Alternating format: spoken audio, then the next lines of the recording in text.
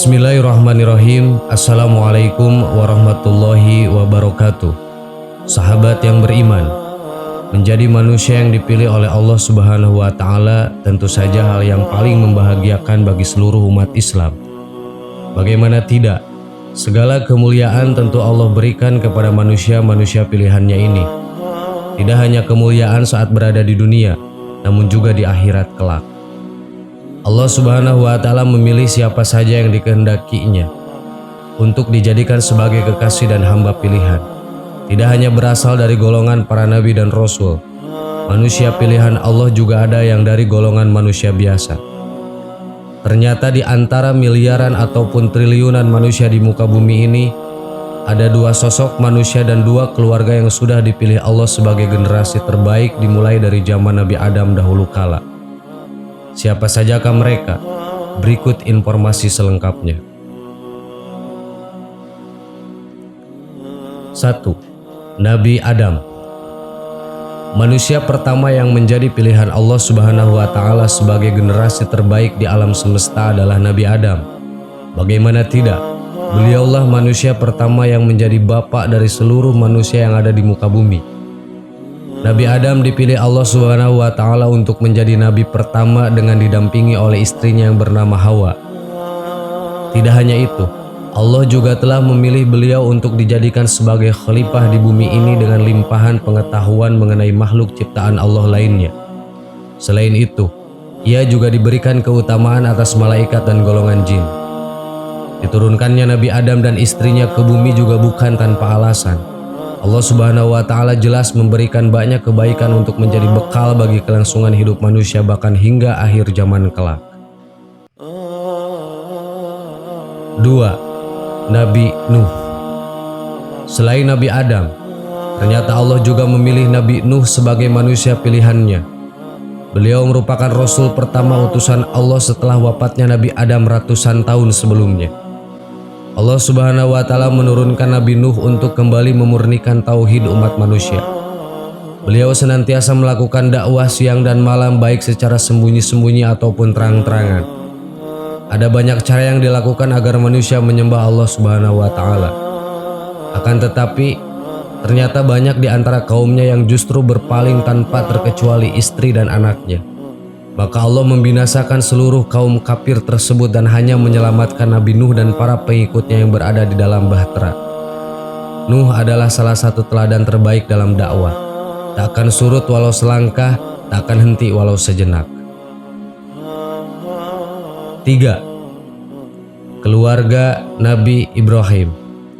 Beliau merupakan ayah dari Nabi Ismail dan Nabi Ishak. Dari kedua keturunan Nabi tersebut lahirlah Nabi akhir zaman yang menjadi suri tauladan kaum muslimin hingga akhir zaman, yaitu Nabi Muhammad bin Abdullah. Betapa mulianya Ibrahim dan Muhammad. Nama keduanya sering disandingkan dengan nama Allah Ta'ala yang amat mulia.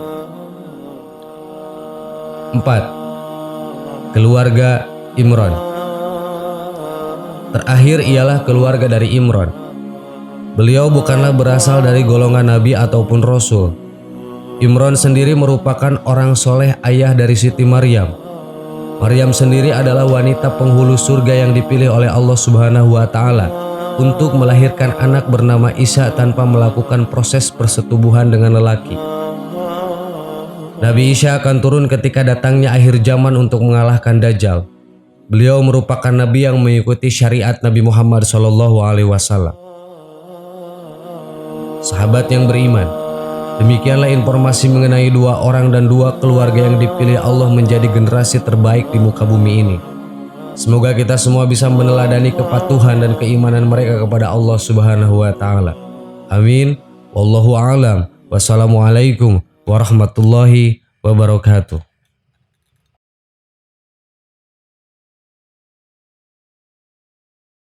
Bismillahirrahmanirrahim. Assalamualaikum warahmatullahi wabarakatuh. Sahabat yang beriman, dalam sejarah Islam ada dua istri para nabi yang justru berkhianat dan durhaka kepada suaminya sendiri. Mereka adalah istri dari Nabi Lut yang mendukung perbuatan maksiat sesama jenis dan istri Nabi Nuh yang secara terang-terangan menyebut suaminya sendiri gila. Banyak hikmah yang perlu kita ambil dari kisah dua istri para nabi ini. Kisah tentang dua istri para nabi ini dicatat dalam Quran surat At-Tahrim ayat 66. Artinya, keduanya berada di bawah pengawasan dua orang hamba yang soleh di antara hamba-hamba kami. Lalu kedua istri itu berkhianat kepada suaminya masing-masing. Maka suaminya itu tidak dapat membantu mereka sedikit pun dari siksa Allah. Dan dikatakan kepada keduanya, masuklah ke dalam jahanam bersama orang-orang yang masuk jahanam. Ibnu Jarir Al-Tabari dalam tafsir Tabari halaman 23 menjelaskan bentuk pengkhianatan kedua istri Nabi tersebut sebagai berikut. Artinya, disebutkan bahwa pengkhianatan istri Nabi Nuh pada suaminya adalah kekufurannya yang pernah berkata pada manusia yang kafir, Nuh itu gila.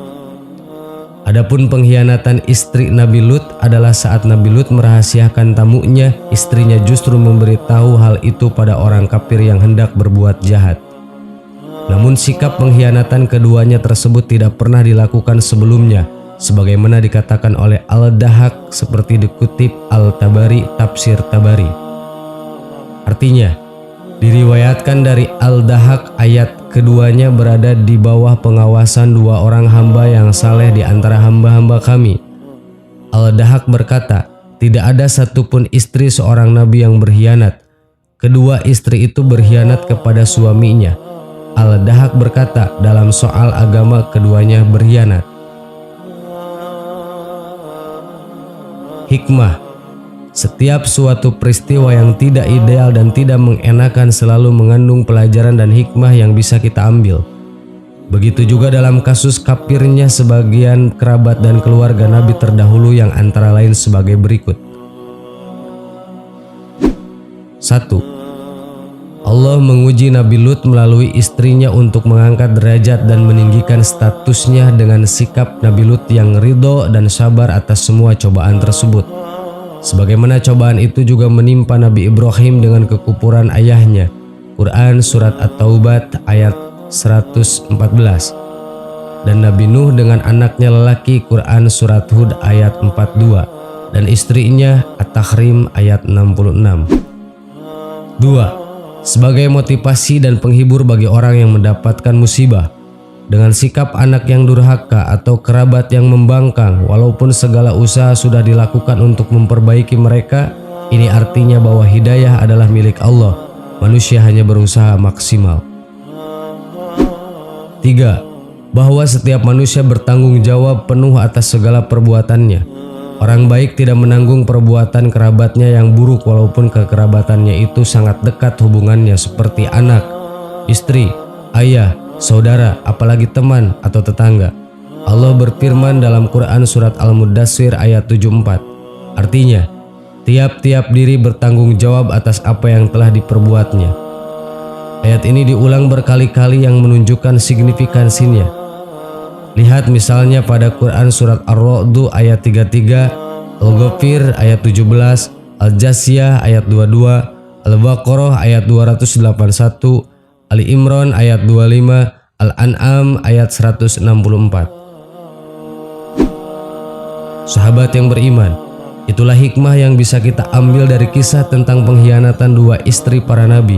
Semoga menjadi tambahan ilmu buat kita semua. Amin. Allahu a'lam. Assalamualaikum warahmatullahi wabarakatuh.